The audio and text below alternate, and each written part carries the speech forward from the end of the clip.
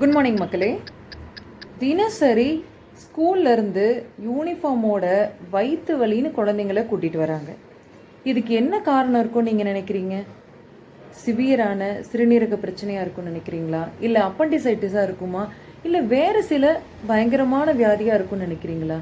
அதெல்லாம் எதுவுமே கிடையாதுங்க. இது சாதாரண கோலிக் பெயின், அதாவது குடலில் ஏற்படக்கூடிய ஒரு பிடிப்பு. தொடர்ந்து குழந்தைங்க ரொம்ப வறட்சியான உணவையே எடுத்துக்கிட்டு இருக்கிறதுனால இந்த மாதிரி கோலிக் பெயின் ஏற்படுதுங்க. இதுக்கு நான் உங்களுக்கு அருமையான மருந்து சொல்கிறேன். ரசம் தாங்க. என்ன மேடம் 2 மாத்திரை சொன்னீங்கன்னா வாங்கி சாப்பிட்டுட்டு போவோம், நீங்கள் ரசம்னு சொல்கிறீங்களே அப்படின்னு தானே யோசிக்கிறீங்க.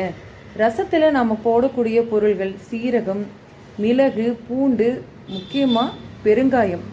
இதை விட ஒரு நல்ல மருந்து கிடையவே கிடையாதுங்க. ஸ்கூல்லேருந்து வந்ததும் உங்கள் குழந்தைங்களுக்கு ரசம் சாப்பிடும் பழக்கத்தை ஏற்படுத்துங்க. தினசரி ரசம் சேர்த்துக்கிட்டாங்க அப்படின்னா அவங்களுடைய கட் ஹெல்த் ரொம்ப ஆரோக்கியமாக இருக்கும். ரசத்தில் நிறைய வெரைட்டி இருக்குங்க. அடுத்த பதிவில் உங்களுக்கு ஒரு ரசம் பற்றின டிப்ஸும் டிஃப்ரெண்ட்டான ரசம் செய்யும் முறையை பற்றி நான் சொல்கிறேன். நன்றி மக்களே.